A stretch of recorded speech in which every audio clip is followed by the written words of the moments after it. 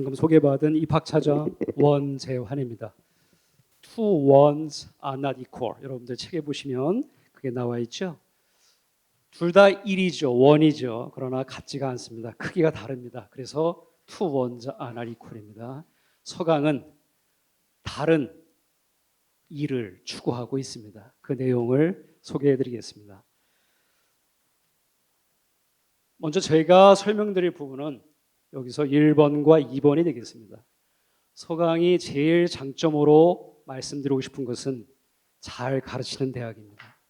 잘 가르치기 위해서는 좋은 교육 과정을 가지고 있어야 됩니다. 그래서 그 중에서도 다른 학교와 차별화되는 정말 다른 다전공 제도를 제가 소개해드리고, 이러한 다전공 제도를 확실하게 성과를 내기 위해서는 좋은 교육의 인프라가 있어야 됩니다. 그래서 저희가 제공하고 있는 교육 인프라를 제가 소개하고, 또 우리 입시 제도와 전형에 대해서는 우리 팀장님이 아주 전문가십니다. 그래서 입학 전형 안내와 결과 분석, 그다음에 학종의 서류 평가 주요 특징에 대해서는 우리 팀장님께서 소개해 드리도록 하겠습니다. 먼저 우리 서강이 자랑하고 있는 오랫동안 또 전통으로 역사로 내려오고 있는 좋은 교육제도에 대해서 소개할 텐데요. 1988년도 서울올림픽 장면입니다. 아마 이거 보신 분 계시죠? 네, 그래서 아마 주요 특징으로 보면 1988년 서울올림픽은 사람이 주제였습니다. 모든 걸 사람이 했습니다. 그런데 작년에 평창에서 열린 동계올림픽은 조금 바뀌었죠. 비교해 보시면 사람에서 기술로 바뀌었습니다. 창공에 떠 있는 놀라운 드론 기술을 보면서 굉장히 뛰어난 기술이다, 많은 분이 감동하고 놀라셨을 겁니다. 이제 사람에서 기술로 감동을 주는 주체가 바뀌고 있습니다. 그러나 4차 산업혁명을 얘기하고 기술을 얘기할 때 그 기술도 결국은 사람이 하는 겁니다.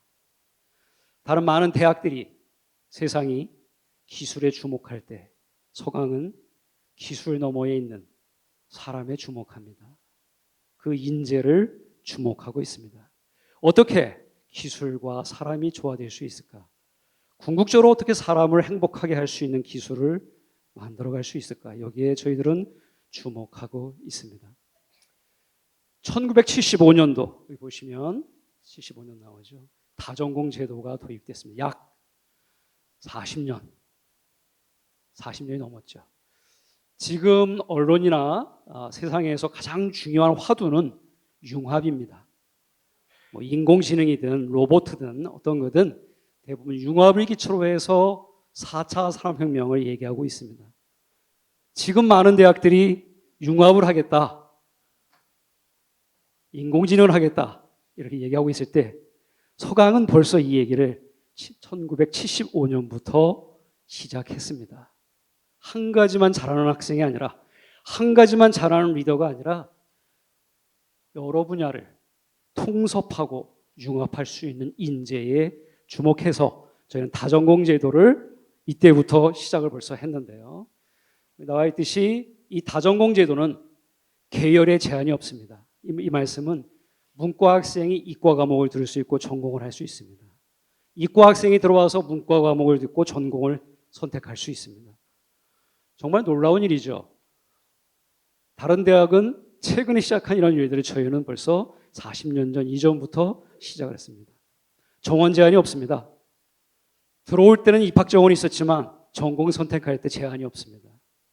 원하시면 얼마든지 다른 전공을 선택할 수 있습니다. 학점 제한이 없습니다.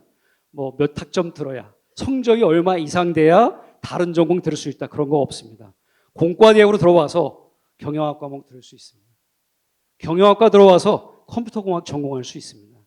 저희는 계열 제한, 정원 제한, 학점 제한 없이 원하면 누구든지 3개까지 전공을 선택할 수 있습니다. 저희 서강대학교는 7개 학부, 저희가 말하는 학부는 보통 말하는 단과대학입니다. 7개 학부에서 25개 전공을 개설하고 있습니다.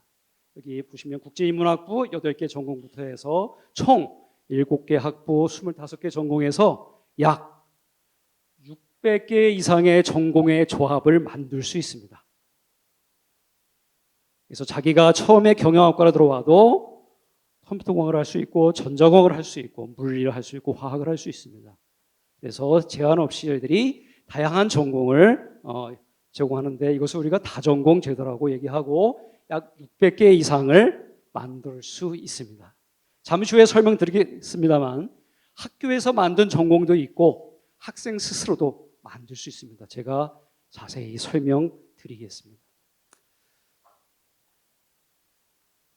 이렇게 서강의 많은 동문들이 이런 다전공 제도를 통해서 사회에서 곳곳에서 혁혁한 공을 세우고 있고 굉장히 다양한 활동을 이어가고 있습니다.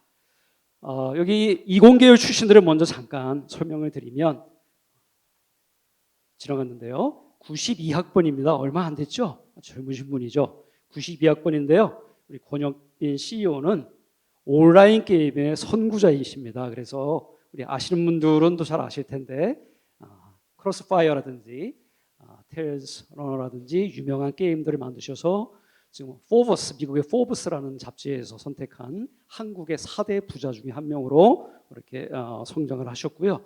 그 이외에도 우리 김우영 08학번 얼마 안 됐죠? 08학번 김우영 동무는 컴퓨터공학과 경영학을 2개를 동시에 전공해서 지금 구글 코리아에서 열심히 일하고 있고요. 우리 06학번의 지민웅 우리 동무는 컴퓨터공학과 신문방송학 전혀 이질적이고 상이해 보이는 전공이죠. 컴퓨터공학은 이공계통이고 신문방송학은 인문사회 계열인데 이 서로 다른 어떤 다른 계열에서 2개의 전공을 선택하고 공부해서 지금은 소프트웨어 엔지니어로 큰 활약을 하고 있습니다. 그 이외에도 우리 많은 학생들이 있는데 우리 현재 재학생 이미정 학생은 물리학과 기계공학을 복수 전공하면서 미래를 꿈꾸고 있습니다. 뿐만 아니라 우리 문과 계열 출신도 이런 다전공, 복수 전공 이런 걸 통해서 실력을 키우고 사회에서 큰 활동하는 사례들이 있는데요. 여러분 영화 올드보이 아시죠? 네, 대부분이 보셨으리라 기억되는데 아마 너무나 우리 한국 사회에 영화계에 큰 충격에 빠뜨렸던 그런 영화 중에 하나고 세계적인 영화제에서도 호평을 받았던 올드보이를 만든 우리 82학번 박찬욱 감독님. 이분은 영화를 공부하기 위해서 철학과 신문방송학을 공부하셨는데 이런 철학적인 토대가 이 영화의 깊이를 더하는 그런 좋은 토대와 기초가 됐다고 저희들은 생각하고 있습니다. 또한 최근에 암살이라는 영화로도 또 유명해지신 최동훈 감독님 우리 90학번입니다. 보시면 아시겠지만 국어국문학과 신문방송학을 복수 전공해서 실력을 키우고 지금 그 실력을 유감없이 발휘하고 있습니다. 그 이외에도 여러분 잘 아시는 우리 MBC 아나운서 손정은 아나운서도 정치 외교학과 신문방송학을 복수 전공해서 사회에 대한 깊은 이슈 분석과 해설로 많은 이들의 사랑을 받고 있습니다. 또 여기 마지막으로 우리 장윤정 학생은 지금 1호학번 학생입니다. 놀랍게도 아트 앤 테크놀로지 문과와 이과의 어떤 결합이라고 볼 수 있는데요. 화학, 이과, 심리학, 문과 이렇게 문과와 이과를 두루 넘나들면서 실력을 키우고 미래를 지금 설계하고 있습니다. 정말 많이 기대가 됩니다. 앞으로 사회에서 이 학생이 어떤 일을 할까 너무 많이 기대하고 있습니다. 우리 학교 학칙에는 추가 전공이라고 해서 처음에 들어온 전공 말고도 추가로 할 수 있는 전공으로서 대표적으로 2가지를 꼽고 있습니다. 하나는 여기 나와 있는 연계 전공입니다. 연계 전공은 1999년 우리는 했다 하면 1900년대입니다. 그러니까 오래됐죠. 다른 학교가 2000년대 시작할 때 저희는 1900년대 이렇게 시작을 했어요. 연계 전공은 간단히 말씀드리면 2가지 이상의 학부 또는 전공, 학과의 과목을 연계해서 새로운 전공을 만드는 겁니다.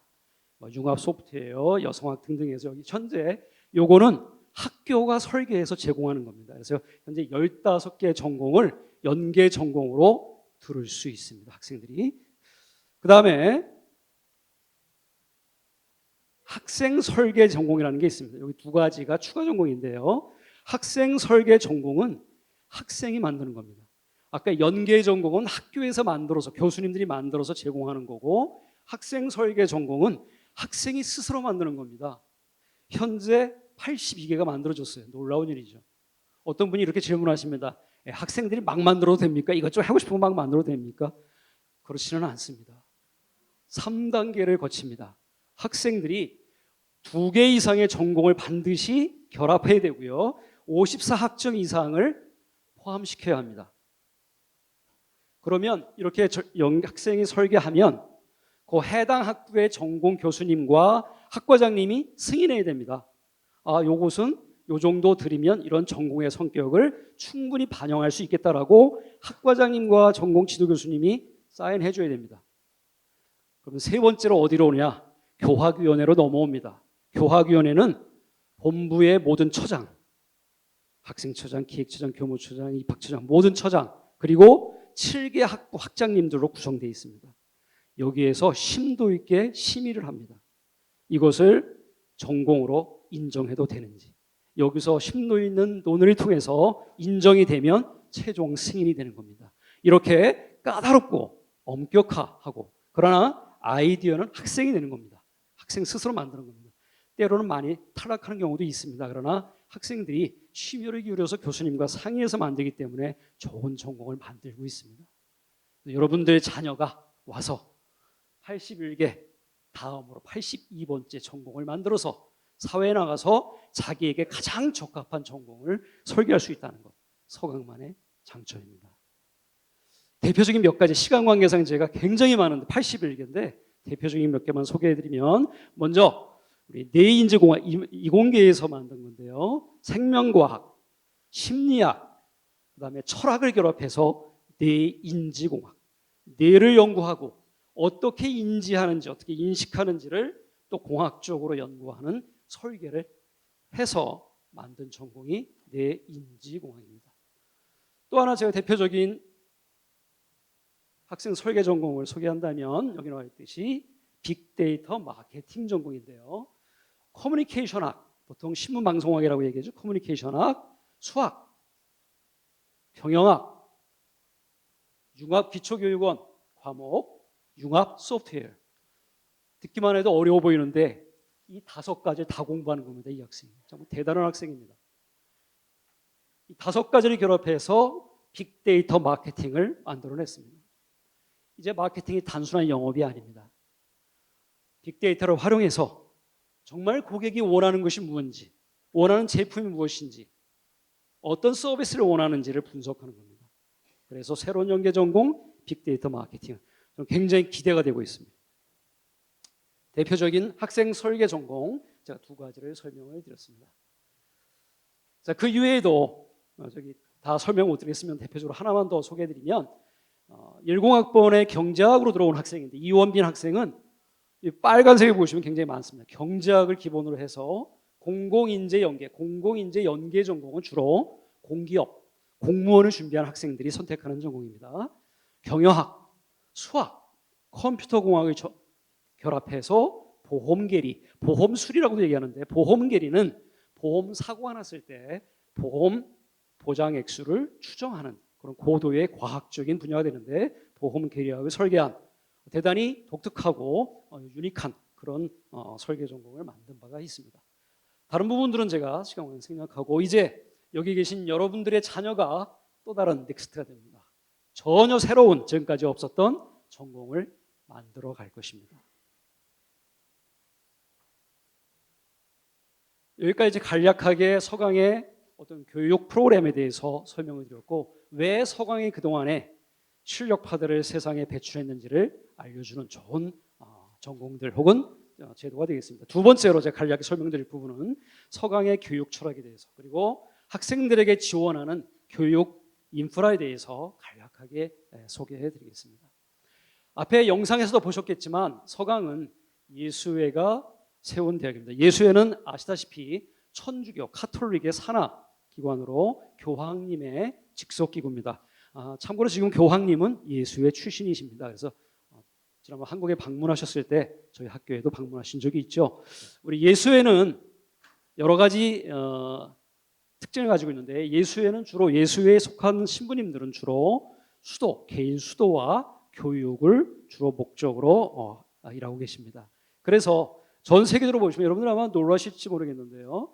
100개 나라 이상에서 226개 대학이 있습니다. 놀랍죠? 우리 한국의 예수의 대학은 서강대학밖에 없습니다.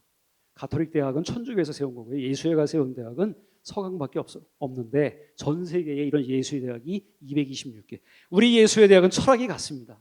그래서 잘 통하고 서로 연결이 잘 되고 학생들이 마음만 먹으면 전 세계 유수의 명문 예수의 대학으로 손쉽게 유학과 연수와 경험의 기회를 가질 수 있습니다.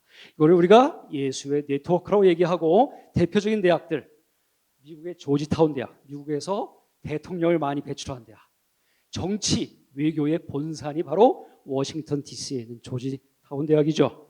보스턴 대학, 의학, 철학, 종교학, 경영학에서 미국의 최고의 명문 대학 중에 하나로 보스턴에 있는 MIT와 쌍벽을 이루는 훌륭한 대학이 보스턴 컬리지입니다. 샌프란시스코 대학, 스페인의 ESAD 대학, 일본 소피아 대학 등등에서 전 세계 로욜라 대학 등등에서 전 세계 유수의 예수의 대학들이 서강이 함께 교류하고 서로 돕고 나누는 그런 네트워크를 형성하고 있습니다. 예수의 대학들의 공통적인 특징이 있습니다. 수준이 대단히 높다는 것, 그리고 철저하게 학사 관리를 한다는 것. 서강대학교 별명이 서강고죠. 서강고등학교인데 저희들 학생들은 우스개로 그런 얘기 하지만 그만큼 철저하고 엄격하게. 여러분 서강대 자녀 보내시면 수업 들어오는 걱정 안 하셔도 됩니다. 네, 저희들은 지금도 수업 시작하고 끝날 때 종을 칩니다. 저희는 조교가 가서 출석을 체크해서 한 학기에 4번 이상 결석하면 자동 F입니다. FA 제도라고 하죠. 여러분 걱정 안 하시고 편안하게 본업에 충실하시면 되시겠습니다. 해마다 진화하는 대학 교육, 바로 예수의 대학들이 새로운 교육의 대학 교육의 패러다임을 제시하고 있습니다. 자, 서강의 또 다른 특징이 뭐냐면 글로벌화입니다. 글로벌화. 우리 서강의 상징새가 알바트로스입니다. 알바트로스는 전 세계에서 실제 새입니다. 상징새, 이거는 그 전설의 새가 실제 존재하는 새인데 가장 크고 가장 멀리 나는 태평양을 횡단하는 바로 서강의 자랑입니다. 서강의 긍지입니다. 우리는 대한민국 안에서 활동하는 게 아니라 전 세계의 무대로 뛸 겁니다. 바로 서강은 세계로, 또 세계는 서강으로 64개국 전 세계 360개의 교회에 교류 협정을 맺고 학생을 보내고 학생을 받고 있습니다. 유럽의 140개 대학, 북미의 100개 대학 등등 해서 전 세계 360개 대학과 교류를 맺고 언제든지 원하면 나아갈 수 있고 들어올 수 있습니다. 작년에 예를 들면 2018년 기준으로 예를 들면 해외 나가겠다고 신청한 학생이 1,600명 중에서 예를 들자면 약 342명, 신입생이 1,600명도 되니까 전교생 저희가 한 총 보면 약 한 8,000명 안팎으로 보는데요. 342명이 지원을 해서 95%가 선발이 됐어요. 얼마나 관심이 많고 또 얼마나 준비를 철저히 하는지 알 수 있죠. 여러분 자녀가 해외로 나가기 원하면 충분하게 준비하면 충분하게 나갈 수 있는 기회가 되는데요. 리더십 프로그램, 인턴십, 해외 봉사활동, 또 빙그레에서 제공하는 서머스쿨 등 340명, 400명 가까운 학생들이 전 세계로 1년에 이렇게 교류하면서 배우고 있습니다. 대륙별 나라별로 조금 더 자세히 말씀을 드리면 유럽에 제일 많이 나갑니다. 그리고 실제로 우리 서강대에 오는 학생도 유럽에서 제일 많이 옵니다. 많이 오는데요. 현재 한 49.1%, 한 반 정도 학생이 유럽, 그중에서 독일, 프랑스, 스페인, 영국 등등으로 제일 많이 나가고 있습니다. 그리고 북미, 미국이 있는 북미, 미국과 캐나다 약 한 30% 정도 학생이 나가고 있고 아시아에서는 싱가포르, 일본, 중국으로 나가고 있고 오세아니아, 호주 등에는 5.5% 학생이 나가고 있습니다. 여러분들 자녀들이 이런 걸 통해서 정말 소중한 말로만 듣던 해외 대학에서 공부하면서 정말 견문도 많이 넓히고 식견도 높아지고 해서 인생을 설계하는데 굉장히 많은 도움이 되리라고 믿습니다. 다음으로 우리 학생문화처에서 주로 이루어지고 있는 학생 지원을 간략하게 소개해드리겠습니다. 저희는 철저하게 1대1로 상담하고 1대1로 지원하는 걸 목표로 하고 있습니다. 1학년 때는 개인의 성향을 탐색하고 2학년 때는 진로 탐색, 학년별로 3학년 때는 진로가 탐색이 돼서 결정이 되면 진로 관련해서 직무교육, 그다음에 4학년 때는 구체적으로 어떤 곳에 취직하겠다, 진학을 하겠다에 대한 구체적으로 무엇이 필요한지를 집중적으로 저희들이 훈련을 해서 사회에 진출할 수 있도록 이렇게 1대1 맞춤형으로 저희들이 학생들을 철저히 지원하고 있습니다. 한 명을 위해서 1대1로 하고 있고요. 저희들 대충 보시면 아시겠지만 연간 진로 상담 1,300여 명, 취업 관련 7천여 명의 학생이 참여하고 있습니다. 작년 2018년도에 고용노동부와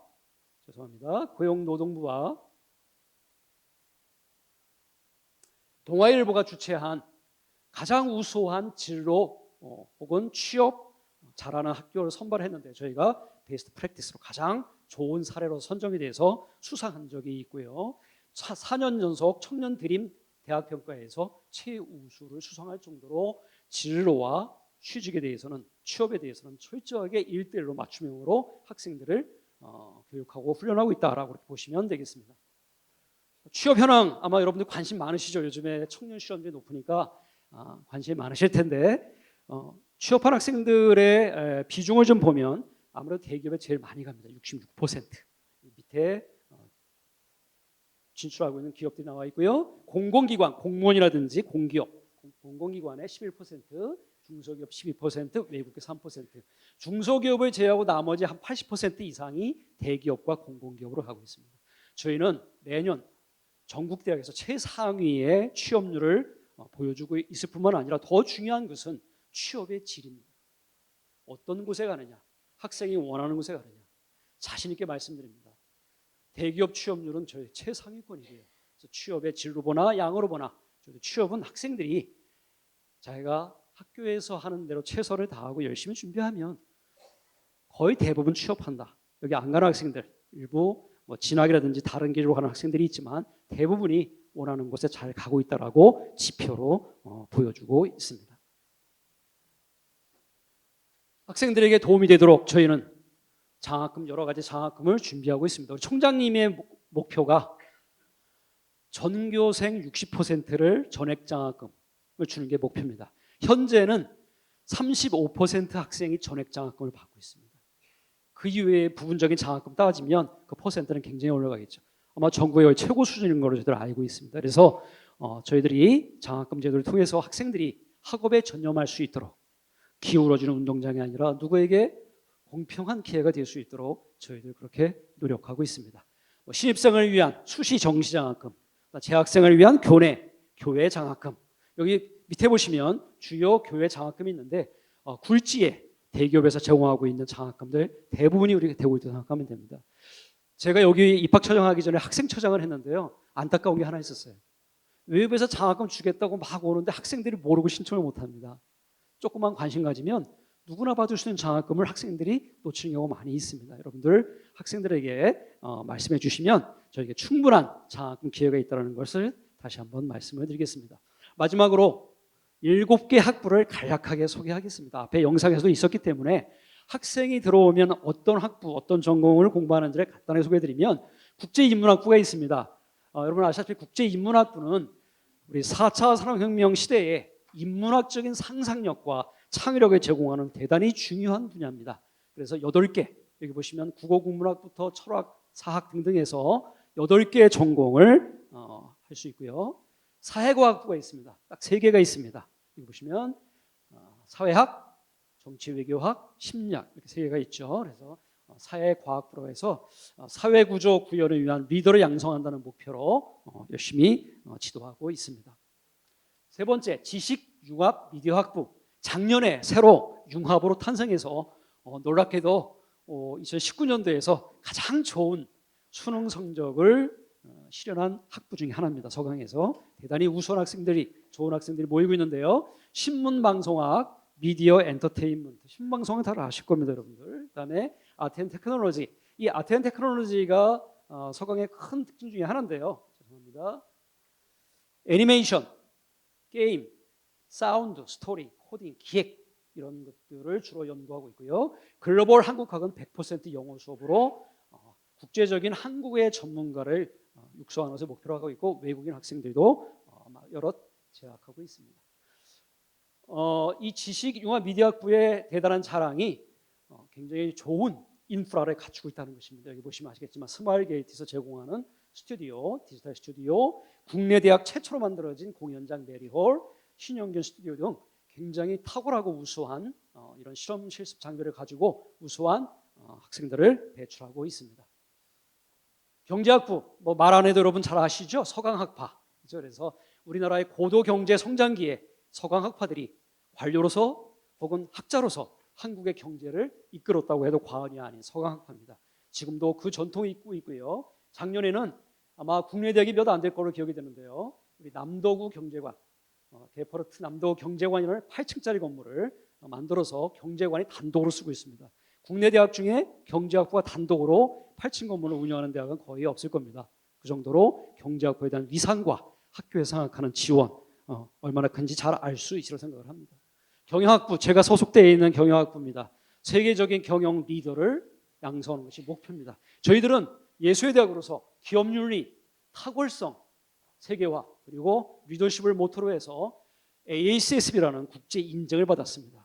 서강대 경영학부를 졸업한 학생은 전 세계에 AACSB 인정을 받은 최고의 대학의 유학과 연수를 자유롭게 오갈 수 있는 그런 인프라를 갖추고 훌륭한 교수님을 통해서 최고의 경영 리더들을 육성하고 있습니다. 자연과학부, 모든 과학, 기초과학이 되겠죠. 과학의 기초가 되는 기초과학인데요. 수학, 과학, 물리학, 생명과학 등 첨단 장비를 통해서 가장 훌륭한 기초, 미래의 노벨상을 꿈꾸는 기초과학에 전념하고 있습니다.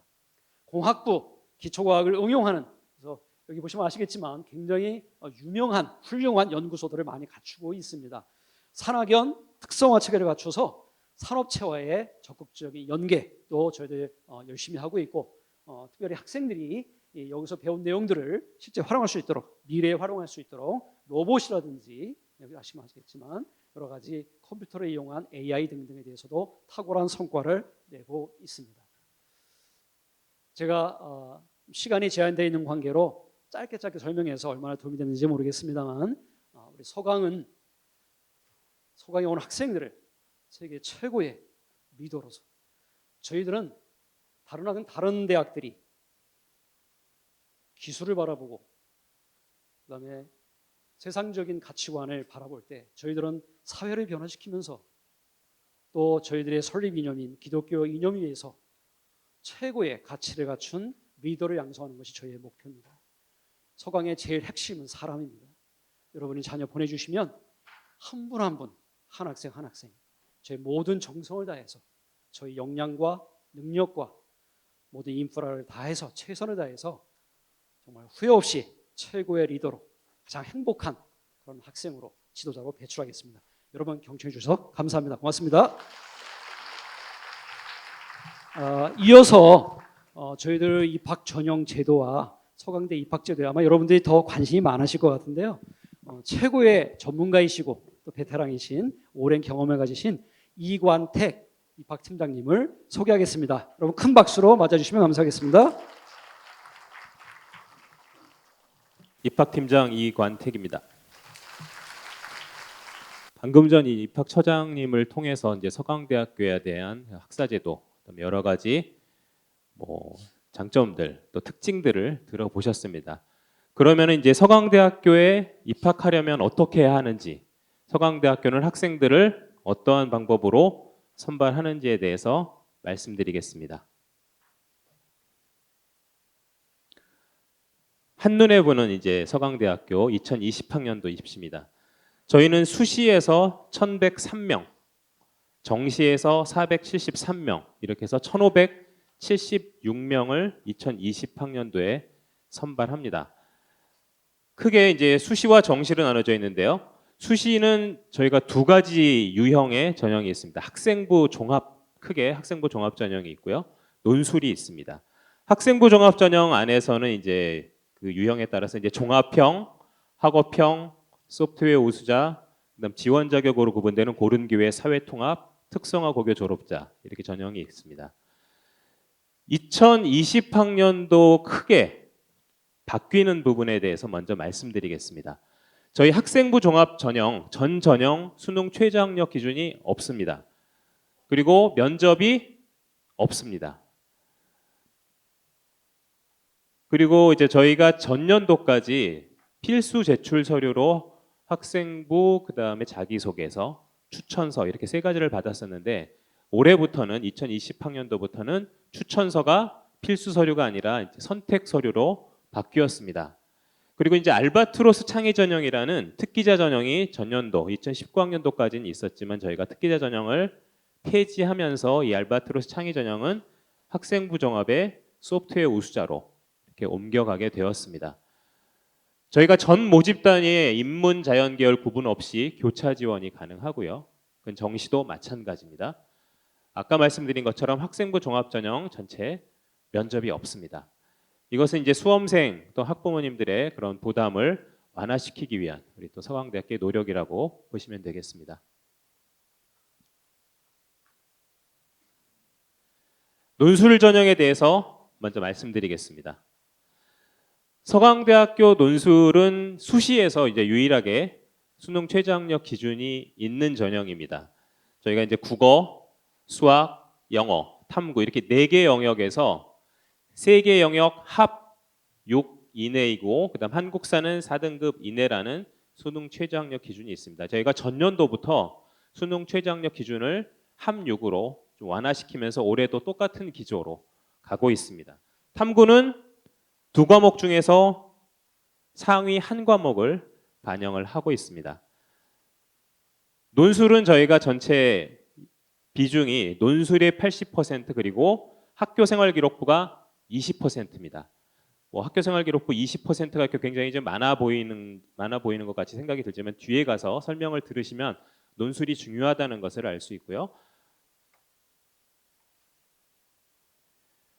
지금 좀 전에 말씀드린 학교생활 20%에 10% 반은 교과 또 그 반은 비교과입니다.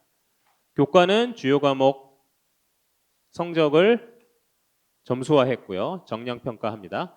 비교과도 역시 마찬가지입니다. 비교과 10% 중에 또 출결로 그 반을 그다음 봉사활동으로 또 그 반을 정량평가하는데요. 저희가 표로 보여드리면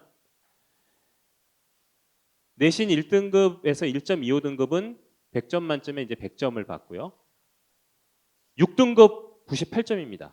1등급하고 2점 차이밖에 나지 않습니다. 내신 8.75등급 96점입니다. 1등급이나 8.75등급이나 차이는 4점 차이가 나는데 4점이 뭐 크다고 생각하실 수 있겠지만 저희 논술 1000점 만점입니다. 1000점 만점에 4점이기 때문에 그렇게 큰 영향을 끼치지 못하고요. 비교과 영역 출결 보겠습니다. 저희가 무단결석 3일까지 만점입니다. 뭐 자녀 중에 혹시 무단결석을 하루 이틀 했는데 걱정이 되시는 분들은 뭐 걱정 안 하셔도 되고요. 3일까지는 모두 다 만점이다. 봉사활동 20시간 만점인데요. 20시간이 한 학년 20시간이 아니라 3년 동안 20시간만 채우면 역시 만점입니다. 보셔서 아시겠지만 학생부에 관련된 교과 영역, 비교과 영역에서 크게 차이가 나지 않는다. 반대로 말씀드리면 논술이 가장 중요하다라는 것을 말씀드립니다. 저희가 전년도 기출문제를 가지고 왔습니다. 2019학년도 자연계열, 인문계열 기출문제를 각각 한 문제씩 가지고 왔는데요. 자연계열, 인문계열 똑같이 큰 문항은 2문항입니다. 시간은 100분입니다. 자연계열 같은 경우에는 저희가 이제 수리 논술 그리고 서강대는 자연계 과학 문제는 없습니다. 수리 논술만 진행이 되고요. 특징 중에 하나가 큰 문항 안에 소문항이 작년처럼 이렇게 보면 4문항, 소문항이 4개가 나옵니다. 이 소문항은 독립적으로 구성이 되어 있기 때문에 설사 이렇게 소문항 하나를 모른다 하더라도 그 다음 문제를 못 풀거나 그러지는 않고요. 별도로 구성이 되어 있기 때문에 얼마든지 풀 수 있습니다. 그리고 이게 이제 논술 시험이다 보니 그냥 답만 적는 것보다는 과정, 그 증명하는 과정이나 설명이 있기 때문에 정답만큼 과정도 중요하다. 그래서 과정을 잘 기술해서 부분 점수를 그리고 한 문항을 모른다고 포기하는 것이 아니라 끝까지 해서 부분 점수를 내가 얼마만큼 많이 받느냐가 또 자연계 논술은 관건이라고 볼 수 있습니다. 인문계 논술 같은 경우에는 큰 문항이 두 개라고 했는데 그 한 문항에 이런 식으로 좀 조건이 몇 가지가 나옵니다. 뭐 가에서 다를 요약하면서 나와 다를 비교하고, 그럼 벌써 이제 가에서 다를 각각 요약을 해야 되고, 또 비교해서 논술을 해야 되고, 뭐 또 정책을 뭐 근거로 해서 설명을 해야 되고, 이런 식으로 해서 조건이 한 뭐 3개, 4개, 뭐 5개까지도 될 수가 있습니다. 인문계 논술은 800에서 1000자라는 글자 수 제한이 있습니다. 800에서 1000자라는 글자 수 제한이 있기 때문에 그 제한된 글자 수 안에서 빠르게 그 답을 적어야 하기 때문에 좀 제시문을 잘 읽고 그다음 글을 적는 훈련을 많이 하셔야 되고요. 글을 잘 쓰는 논술보다는 물어보는 질문에 대한 답을 정확하게 쓰는 게 중요합니다. 그래서 나는 글짓기를 잘한다. 이거는 사실 큰 중요한 요소는 아니고 물어보는 질문에 대한 정확한 답을 조리 있게 잘 쓰는 것이 중요하고요. 글씨 관련해서도 물어보시는 학부모님이나 우리 학생들이 있습니다. 글씨체가 조금 저는 좀 이렇게 안 좋은데 불이익이 있나요? 전혀 없습니다. 지금 논술은 저희가 그냥 논술 시험지를 그냥 그대로 평가를 하는 것이 아니라 저희가 다 시스템화해서 컴퓨터로 보기 때문에 평가하는 교수님들이 얼마든지 확대해서 보실 수 있습니다. 크게 해서도 보실 수 있기 때문에 읽히기만 하면은 됩니다. 대신에 이제 뭐 도저히 읽을 수 없게 쓴다든지 하는 거는 좀 문제가 있겠지만 글씨를 잘 쓰고 못 쓰는 것은 크게 중요하지 않으니까 정답을 잘 적어주는 것이 중요하다고 보겠습니다. 서강대학교 수시 중에 이제 가장 큰 비중을 차지하는 학생부 종합 전형입니다. 서강대 학생부 종합 전형은 한마디로 얘기하면 아주 간단합니다.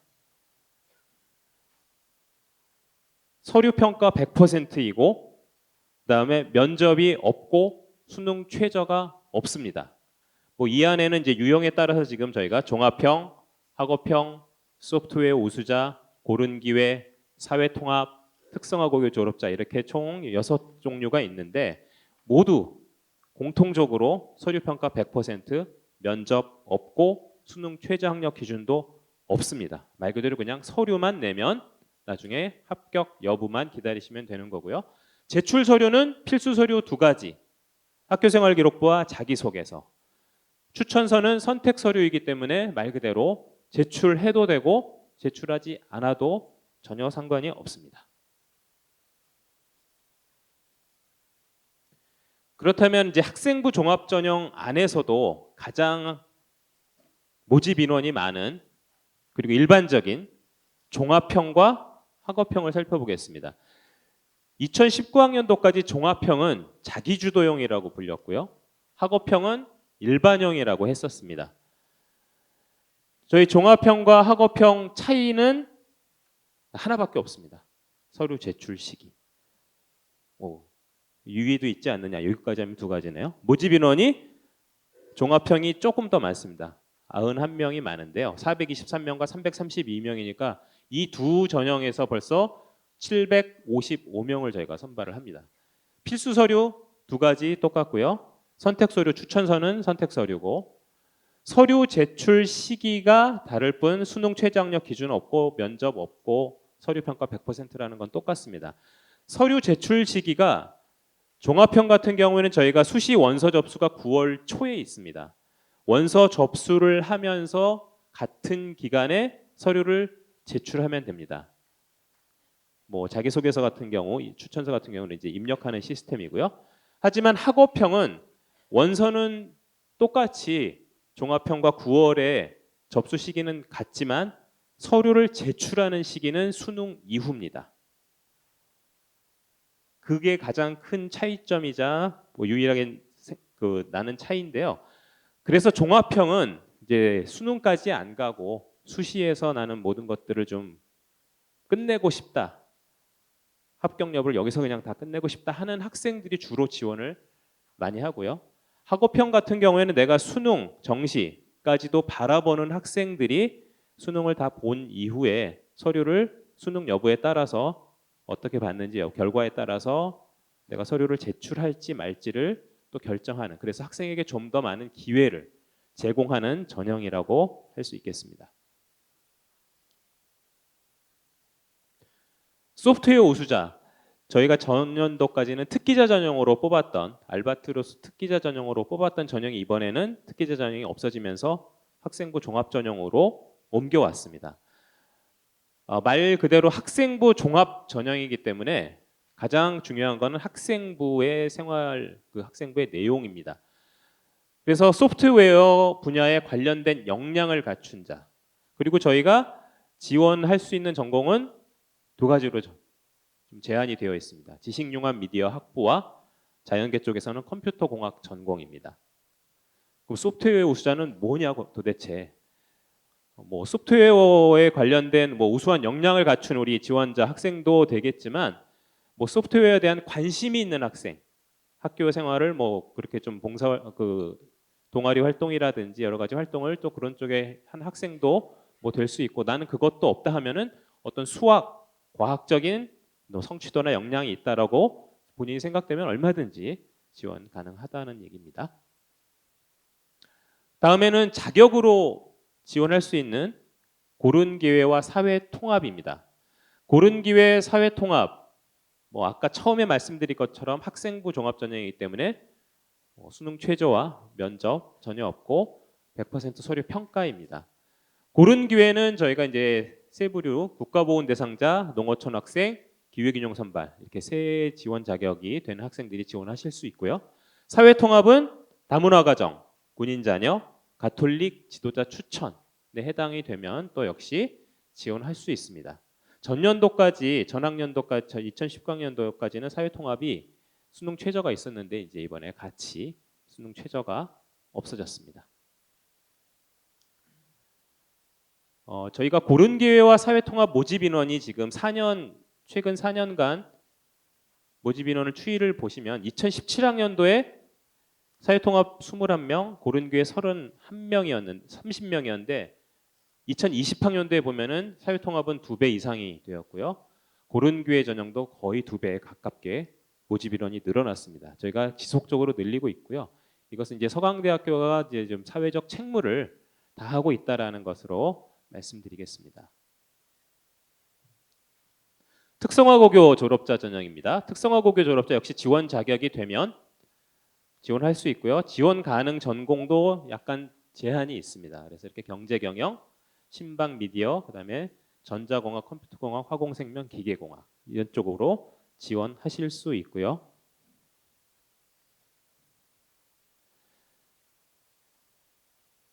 수시에 크게 학생부 종합과 논술 말씀드렸고, 정시는 더 간단합니다. 정시는 이제 뭐 수능이 다라고 해도 과언이 아닙니다. 저희 정시 일반 전형, 특별 전형 모두 가군에서 선발을 하고 있습니다. 일반 전형 같은 경우에는 수능 100%로 저희가 선발하고요. 저희가 수학 가응시자의 경우에는 이제 수학 영역에 대해서 표준 점수의 10%를 또 이제 가산해서 드리고 있습니다. 특별 전형은 저희가 수능 90%와 학생부 10%로 선발을 하고요. 농어촌 학생, 장애인 대상자, 기회균형 선발 이렇게 하고 있습니다. 저희가 정시에서 수능 최저가 있는 전형이 바로 이제 이 정시의 특별 전형이고요. 최저 학력 기준은 4개의 영역 중에서 3개의 영역 각 3등급이고요. 한국사는 4등급 이내입니다. 역시 제출 서류는 똑같습니다. 두 가지는 필수, 추천서는 선택입니다.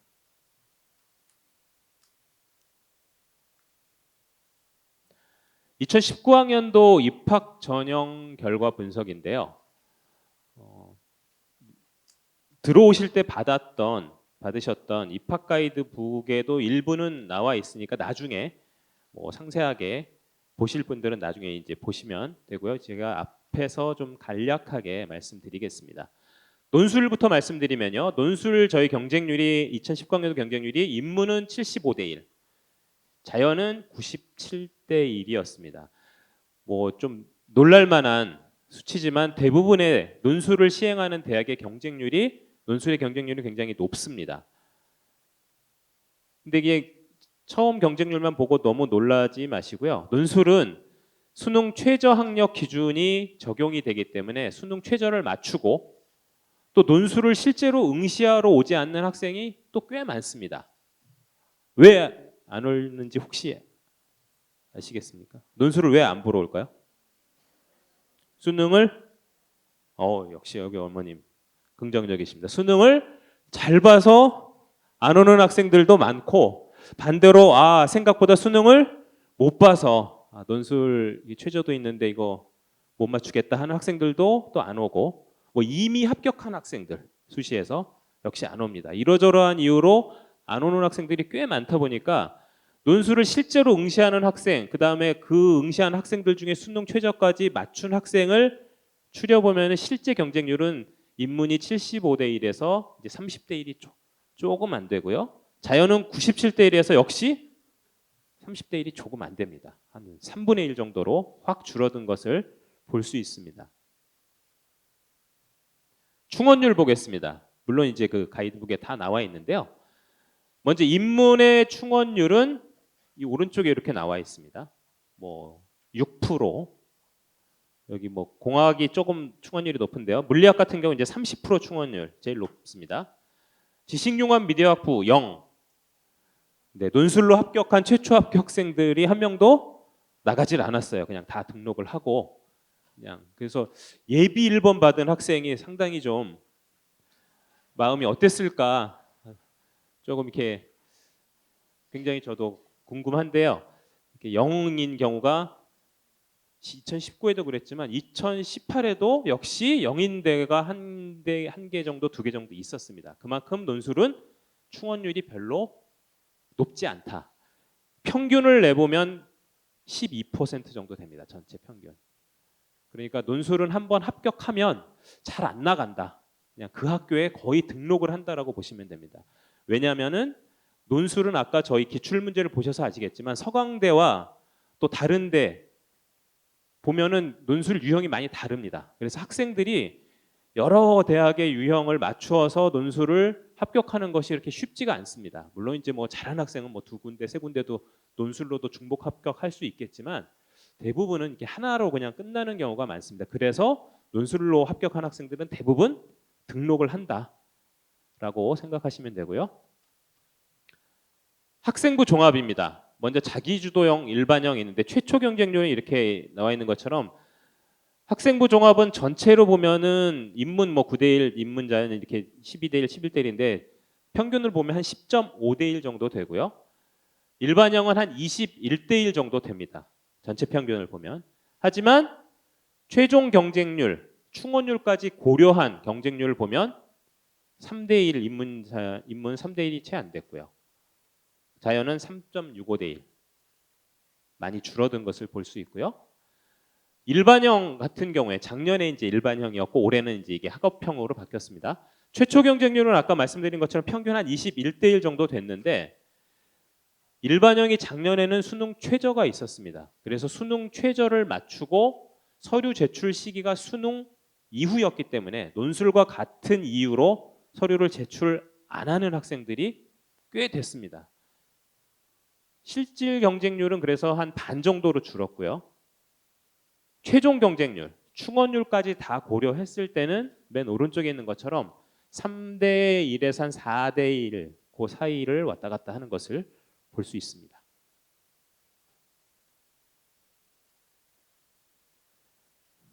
전공별로 한번 보겠습니다. 먼저 자기주도형인데요. 최초 경쟁률은 이제 전공별로 이렇게 검정색으로 나타나 있습니다. 뭐 9대 1에서 10대 1, 뭐 작은 데는 낮은 데는 한 6대 1, 높은 데는 뭐 17대 1, 15대 1 이렇게 되는데요. 아까 말씀드린 것처럼 자기주도형은 뭐 수능 최저도 없기 때문에 최종 경쟁률은 바로 이제 충원까지 다 고려했을 때 최종 경쟁률은 이렇습니다. 경영이나 경제 보면 2.5대 1, 뭐 2.14대 1, 3대 1이 채 안 되는 것을 볼 수 있고요. 물론 영미문학에도 마찬가지입니다. 자연 쪽에서는 물리, 뭐 기계공학이 채 3대 1이 되지 않았습니다. 자기주도형 충원율이고요. 다음엔 일반형을 보겠습니다. 일반형은 최초 경쟁률은 아까 보신 것처럼 평균 한 21대 1 정도 됐었는데 실질 경쟁률, 수능 최저를 작년에 맞추고 서류 제출까지 한 학생을 비교해 봤더니 한 반으로 줄어들었었습니다. 그랬다가 충원을 고려한 최종 경쟁률을 봤더니 역시 경영경제 역시 2대 2.56대 1, 뭐 2.8대 1에서 3대 1이 안 됐었고요. 자연 쪽에서는 전자공학이 뭐 3대 1에 근접했고 그렇습니다.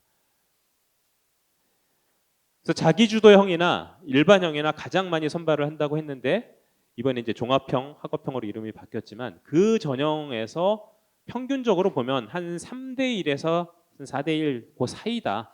최종 경쟁률은 그러니까 실제 처음에 최초 경쟁률을 보고 너무 놀라지 마시고 지원을 해서 끝까지 아까 논술은 충원이 12%라고 했지만 자기주도나 일반형 같은 경우에는 충원이 200%가 넘었습니다. 충원이 200%라는 것은 최초 합격자를 제외한 충원이기 때문에 최초 합격자를 고려하면은 뭐 300%가 넘는다고 보시면 되겠습니다. 논술 고교 유형별 합격 비율인데요. 논술에서는 이제 일반고가 지원을 제일 많이 했고 역시 지원한 만큼 크게 다르지 않게 같은 거의 비슷한 비율로 합격자가 나왔고요. 특목고도 역시 마찬가지고 자율고도 역시 마찬가지입니다. 지원 대비 합격이 그렇게 크게 차이 나지 않는다. 학생부 종합 자기주도형입니다. 2020학년도에는 종합형으로 이름이 바뀌었는데요. 전년도에 보면은 역시 일반고가 지원은 제일 많이 합니다. 합격률도 비슷하고요. 특목고가 거의 한 29% 지원했고 합격은 약간 34% 정도 됩니다. 자율고 역시 뭐 비슷하고요. 일반형을 보시면 이제 조금 더 비교가 되실 텐데요. 일반형인 경우에 역시 일반고의 지원이 많습니다. 근데 이제 특목고를 보면 자기주도형보다는 일반형에서 그러니까 이제 학업형이죠. 이쪽의 지원은 이제 좀 자기주도형보다 조금 더 낮다는 것을 볼 수 있습니다. 지원 대비 합격은 자기주도형이나 일반형이나 거의 비슷하다. 지원한 만큼 거의 합격이 이루어진다라고 보실 수 있습니다. 저희 합격자에 대한 등급 컷입니다. 먼저 입문을 보시겠는데요. 학생부 종합 자기주도형의 등급 컷입니다. 이제 사실 뭐 등급 컷은 저희가 대교협에 있는 대교협 그 지원 포털 사이트에 올립니다. 근데 아마 한 들어가서 보시더라도 한 5월 정도에 보실 수 있을 텐데 저희가 이제 오신 분들께 미리 보여드립니다. 뭐 인문 자기주도형 등급컷이 이렇게 됐고 주로 이제 종교나 영미문화, 유럽문화, 중국 문화 쪽에 등급컷이 조금 다른 전공에 비해서 낮은 것을 볼 수 있고요. 인문자연 자연입니다. 지식융합 미디어학부 4개 전공과 저희 자연 계열 쪽의 등급 컷인데요. 여기 보시면 이제 뭐 화학, 생명, 뭐 전자공학 이쪽이 4점대 중후반 등급 컷이 있는데 아까 보시면 아시겠지만 그 저희가 자기주도형이나 이런 쪽에서 특목고 비율이 조금 일반형에 비해서 높은 것을 볼 수 있습니다. 이 뒤쪽은 이제 좀 아무래도 과거나 이런 데서 지원자들이 많아서 이런 수치가 나온 것으로 좀 보여지고 있고요. 일반형 보겠습니다. 아까 자기주도형하고 비교해서는 이제 등급컷이 조금 이제 앞쪽에 이제 형성이 되어 있는 것을 볼 수 있습니다. 인문계 저희가 이제 일반형의 경우 전공별이 아닌 이제 계열별 모집이기 때문에 모집 단위별 모집이기 때문에 이렇게 보실 수 있고요. 자연을 보시면 역시 자기주도보다는 조금 앞쪽에서 등급컷이 형성되는 것을 볼 수 있습니다.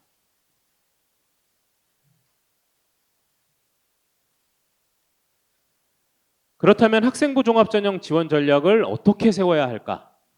저희가 가장 일반적이고 가장 모집을 많이 하는 학생부 종합 전형 중에 종합형과 학업형입니다. 전년도로 얘기하면은 자기주도형과 일반형인데 그러면 나는 종합형을 해야 할까 학업형을 할까 고민이 되실 겁니다. 둘 중에 하나 이렇게 하지 마시고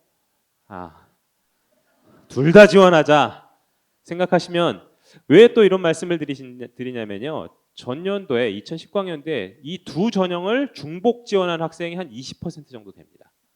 20% 정도 되고 이 중복 지원한 학생이 그냥 하나만 지원한 학생보다 합격률이 조금 높게 나오고 있습니다. 그래서 어느 하나를 계속 꼭 선택하지 마시고 서강대에 꼭 정말 오고 싶다 하면은 두 전형을 내가 그냥 과감하게 지원해보자 하는 전략을 세우시는 게 어떨까라고 제가 한번 말씀을 드리고요. 다음에 저희가 서류 평가 시스템에 대해서 말씀드리겠습니다. 학생부 종합전형 서류 평가, 저희가 이렇게 보이는 부분만 평가하는 것이 아니라 보이지 않는 부분들도 면밀하게 입체적으로 평가하고 있다는 것을 말씀드립니다. 먼저 서류 평가 절차인데요. 저희가 서류 평가 위원을 위촉하고 관련된 위원회에 대한 교육이 있고요. 그다음 제출 서류에 대한 검증을 하고, 그다음 서류 평가는 저희가 다수다단계 평가를 하고 있습니다. 뭐 1차, 2차, 3차에 쭉 걸쳐서 평가를 하고 있고, 그리고 실제 저희가 면접 없이 서류 평가로 이루어지기 때문에 서류 평가에 대한 서류 평가 검증을 구두나 방문을 해서 또는 유선을 통해서 여러 가지 방법으로 실사를 할 수가 있습니다. 실제로 그렇게 작년 전년도에도 그렇게 이루어졌었고요. 그렇게 해서 저희가 이제 공정성에 대한 또 신뢰성에 대한 것들을 잘 확보하고 있다라는 것을 말씀드리고, 평가 항목은 저희가 총 4가지입니다. 학업 역량, 성장 가능성인데 이제 학문적인 성장 가능성, 일반적인 성장 가능성, 개인의 차별적 특성이라는 4가지 평가 항목을 가지고 저희가 서류 평가를 합니다. 성장 가능성은 이제 뭐 다른 대학에서는 뭐 전공 적합성이라는 항목으로 뭐 표기하는 데도 있을 텐데, 저희는 이제 전공 적합성을 포함해서 좀 더 광범위하게 보고 있다라고 이해하시면 되겠습니다. 뭐 여기 있는 학생들 그냥 뭐 예시를 들어본 겁니다. 뭐 평균 이렇게 있는데 요 사이에 이제 뭐 1학년, 2학기, 2학년 이렇게 쭉 있겠지만, 이렇게 보면은 쭉 상승 곡선을 그린 학생도 있고, 반대로 처음엔 잘했다가 뒤로 갈수록, 학년이 뒤로 갈수록 좀 이렇게 떨어지는 학생도 있을 것이고, 그냥 계속 유지하는 학생들도 있을 것입니다. 뭐 상승하는 학생 뭐 좋지만 떨어지는 학생도 마냥 뭐 안 좋다고 할 수 없고, 왜 떨어지면 왜 떨어졌는지 그 면밀한 내용을 저희도 또 살펴보고, 떨어졌지만 다시 또 노력하는 모습이 보인다든지 이런 것들이 또 중요합니다. 그냥 떨어졌다고 포기하는 것이 아니라 떨어졌어도 또 다시 한번 노력하는 모습, 어떤 과정들을 얼마나 잘 보였느냐, 이런 것들도 저희가 면밀하게 보고 있습니다. 그래서 그냥 단순하게 보이는 수치로만 평가를 하는 것은 아니고요. 저희가 이 학생들의 내신 등급이 있다 하면은 그 안으로 더 들어가서 어떤 과목을 들었고, 그 들었던 과목의 수강 인원은 과연 몇 명이었고, 그 학생이 받은 점수와 그 전체 평균은 어떻고, 표준 편차는 또 어떤지, 그 과목이 과연 이제 심화 과목인지 뭐 아닌지, 이런 것까지 저희가 면밀히 다 보고 있습니다. 그래서 그냥 단순하게 보이는 내신의 절대값으로만 평가하지 않는다라고 말씀드리고요. 그럼 성장 가능성, 아까 제가 처음에 말씀드렸던 전공 적합성보다 좀 더 이렇게 큰 범위다라고 제가 말씀을 드렸습니다. 뭐 일례로 여기 이렇게 좀 학생들이 또 나와 있지만, 뭐 예를 들어서 이 학생 수학 동아리를 하는데, 수학 동아리 그런 활동 중에 본인이 이제 코딩에 관심이 생겼습니다. 수학 동아리를 하면서 코딩에 관심이 생겼으니까 뭐 수학 전공 쪽으로 이렇게 뭔가 이게 연결이 되지 않을까 하는데, 뭐 코딩에 관심이 내가 많이 생겼었으면 컴퓨터 공학에 얼마든지 지원할 수 있고, 뭐 스포츠 축구 동아리를 하면서도 얼마든지 경영적으로 연결 지을 수 있다라는 것입니다. 어떠한 그냥 과목명, 동아리명 이런 것 때문에 그것과 매칭해서 뭐 방송반을 했으면 신문방송, 수학 동아리를 했으면 수학, 국사 수업에 흥미가 많이 있었으면 사학 이런 것이 아니라 내가 그 활동 명칭에 상관없이 어떠한 역할을 했고 어떠한 역량을 기르고 내가 어떠한 강점이 있는지에 따라서 얼마든지 지원하고자 하는 전공은 얼마든지 달라질 수 있다라는 것입니다. 실제로 뭐 진로 희망, 동아리명, 수상 명칭 이런 것들이 지원 전공과 관련이 없으면 불이익이 있나? 전혀 불이익이 없습니다. 그러니까 전공 적합성, 그다음에 장래 희망 이거로 많이 물어보세요. 내가 장래 희망을 1학년, 2학년, 3학년 때 계속 이런 걸 썼었는데 지금 지원하고자 하는 전공과 아무런 관련이 없는데 어떻게 하죠? 전혀 상관이 없습니다. 일례를 하나 들어보면요. 저희가 2019학년도에 자기주도형으로 경영학과에 합격했던 모든 학생들을 한번 들여다봤습니다. 학생부에 있는 본인의 진로 희망사항을 들여다봤더니 한 200명에 가까운 학생들이 한 400개 정도의 진로 희망사항이 나오더라고요. 이렇게 쭉 봤더니 뭐 일관되게 1학년, 2학년, 3학년 같은 학생도 있지만 해마다 다른 학생도 있었고 뭐 조금씩 다른 학생들도 있었습니다. 그렇게 해서 분석을 해봤더니 마케팅 전문가가 제일 많았어요. 근데 비율은 5%밖에 안 됩니다. 뭐 경영 컨설턴트 이렇게 쭉 있고 밑에 보시면 법조인, 외교관, 언론인, 뭐 뒤에 보면 뭐 경찰, 만화가, 패션 디자이너 많습니다. 합격자들 가운데.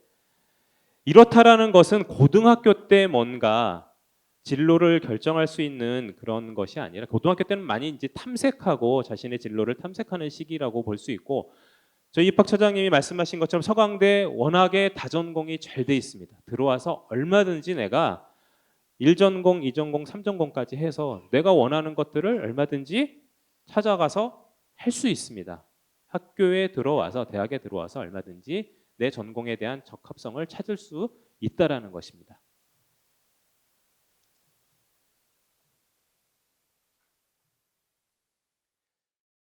이 얘기도 좀 많이 하세요. 모집 요강을 보니 학생부 종합전형의 자기소개서의 작성 유의사항이 좀 복잡하다. 그래서 좀 정리를 해봤습니다. 사실 이제 학생부 종합전형이기 때문에 공교육 내에서 이루어지는 활동이 기본이 됩니다. 유의할 사항을 제가 몇 가지 말씀드리면 먼저 유사도 검색이라는 것이 있습니다. 그러니까 자기소개서를 학생들이 제출을 하면 그 모든 자기소개서는 전국에 있는 대학에 지원한 모든 수험생들의 자기소개서와 유사도 검색을 합니다. 최근 3년까지의 데이터를. 그렇기 때문에 유사도 검색에서 유사도율이 나오면 대기업에서 그 대학에 통보를 해줍니다. 이 학생은 자기소개서 유사도율이 뭐 10%다, 5%다, 30%다, 뭐 50% 이런 식으로 해서 통보를 해오면 저희가 BC 수준 이상은 소명을 받습니다. 그럼 해당 학생은 반드시 저희한테 소명을 해주시면 되고요. 그 소명된 자료를 가지고 저희가 전원심의위원회에서 어떻게 처리할지를 결정하게 됩니다. 그래서 유사도 검증에서 유사도율이 안 나오는 방법은 그냥 내가 있는 나의 얘기를 그냥 쓰면은 나오지 않습니다. 이게 이제 어디 떠돌아다니는 걸 한번 봤다거나 뭐 친구랑 상의를 했다거나 어디에 컨설팅을 했다거나 하면은 좀 유사도율이 나올 확률이 있습니다. 절대로 보여주지도 마시고 보지도 마시고 내 얘기를 그냥 내가 그냥 쓰면 된다라고 생각하시면 되겠습니다. 0점 처리 사항은 잘 아실 텐데요. 자기소개서에서 절대 쓰면 안 되는 것들이 있죠. 공인어학 성적, 그다음 교회 수상 실적입니다. 이걸 쓰면 0점입니다. 0점 처리되니까 절대로 쓰면 안 되고요. 2019학년도부터 저희 하나가 더 늘어났었는데 부모 직업 기재 금지가 있습니다. 여기 이제 부모라고 되어 있지만 실제로는 부모를 포함해서 친인척까지도 들어갑니다. 그래서 지원자의 성명, 출신 학교, 부모, 이게 친인척 포함한 부모의 실명, 뭐 사회 경제적 지위를 암시할 수 있는 어떤 단어, 문장 이런 걸 쓰면 평가에 불이익을 받을 수 있습니다. 그러니까 절대로 작성하지 마시기 바랍니다. 예를 들어 드리겠습니다. 저희 아까 봤던 서류 시스템, 서류 평가 시스템에 블라인드 서류라는 탭이 있었습니다. 여기 보면은 지금 앞에 하얀 면이 있잖아요. 여기 뭐가 있는데 지워진 겁니다. 블라인드 처리된 건데 실제로는 이런 내용이 있었습니다. 작은아버지께서는 퇴직 후 운영하시던 핸드폰 대리점을 얼마 전 폐업하셨습니다. 어쩔 수 없이 저희가 블라인드 처리를 해서 통으로 여기를 가렸습니다. 그러니까 이제 여기서부터 이제 나오게 되는 거죠. 그래서 이게 지금 점점 더 강화되지 않을까 싶습니다. 그래서 이게 뭐 더 강화가 되면 강화되지 약해지진 않을 테니까 부모 직업 기재 금지 그거 반드시 알아두셔야 되고요. 서강대학교 대입 전형을 이제 크게 다시 한번 정리해드리면 수능을 기점으로 해서 수능 전에 저희 학생부 종합전형만 해당이 되겠죠. 그 중에 종합형, 소프트웨어 우수자, 고른기회, 사회통합, 특성화 고교 졸업자 전형은 수능 전에 이제 모든 것이 다 끝납니다. 뭐 서류 평가 100%이기 때문에 수능 최저도 없고 면접도 없고 수능 이후에는 논술은 저희가 수능을 치르는 그 주 토요일 일요일 날 보기 때문에 논술 전형 수능 이후에 있고요. 학업형 아까 말씀드린 것처럼 서류 제출은 수능 이후입니다. 원서 접수는 9월에 똑같이 하지만 서류 제출 시기는 수능 이후에 하기 때문에 역시 수능 이후에 제출 여부를 본인이 판단하시면 되고요. 정시는 뭐 수능 이후에 치러지고요. 이제 서강대학교의 지원을 이제 다 고려를 하고 계실 텐데 그러기 위해 그 고려를 하는 모든 분들께 말씀드리고 싶은 건 입학처 홈페이지를 자주 들어오셔서 혹시 어떤 새로운 공지는 없는지 도움이 될 만한 뭐 내용은 없는지 항상 좀 살펴보시면 되고요. 지금 입학 가이드북 여러분들 오늘 받으신 거 올라가 있습니다. 뭐 신청하면 또 별도로 또 송부해 드립니다. 논술 가이드북은 지금 이제 거의 이제 완료가 이제 임박해서 이제 곧 나올 예정이기 때문에 논술 가이드북 나오면 역시 열람하실 수도 있고 뭐 다운 받으실 수도 있고 요청하시면 저희가 배송도 해 드립니다. 뭐 모집 여강 마찬가지고요. 그 다음에 저희 홈페이지에 뭐 블로그 관련 뭐 유튜브에 뭐 관련된 동영상들 얼마든지 활용하실 수 있습니다. 그다음 전화 상담 신청 수시 전화 상담 8월에 하고요. 정시 전화 상담 12월에 합니다. 역시 전화 상담도 이제 신청이기 때문에 빨리 들어오셔서 신청하면은 수시, 정시에 대해서 많은 부분들을 뭐 또 이렇게 상담 받으실 수 있고요. 논술 관련돼서는 제가 아까 하나 말씀을 안 드렸는데 저희가 모의 논술이 있습니다. 이제 저희 모의 논술은 신청해서 신청한 학생들만 논술 시험을 치르는 것이 아니라 저희는 모의 논술을 그냥 오픈을 해서 그냥 올려놓습니다. 보통 9월과 1월 이렇게 한 두 차례 올리는데요. 그래서 그냥 올리면 누구나 들어와서 모의 논술 그냥 다운받아서 보시면 됩니다. 저희가 뭐 여러 가지 정답 해설 뭐 다 올려놓기 때문에 그리고 서강대 그 모의 논술을 보시면 서강대 논술이 이렇게 나오는구나라는 것들을 쭉 최근 뭐 한 몇 년치를 보시면은 어느 정도의 흐름이 파악될 것입니다. 그래서 서강대 논술을 준비하신다면 반드시 기출문제 그리고 올해 또 올라가는 모의 논술도 꼭 와서 다운받으셔서 참고하시기를 바라겠습니다. 지금까지 뭐 긴 시간 제가 이제 말씀을 드렸는데 지금 모두 다 이렇게 서강대학교에 관심을 가지고 열심히 또 설명도 들어주시고 또 이렇게 관심을 보여주셔서 감사합니다. 뭐 이제 끝나고 나서 이제 뭐 개인적으로 질의 있으신 분들은 좀 앞이나 저쪽 뒤쪽에서 질문하실 수 있으니까요. 또 끝까지 들어주셔서 감사하고 돌아가시는 발걸음 조심히 건강히 돌아가시기 바라겠습니다. 고맙습니다.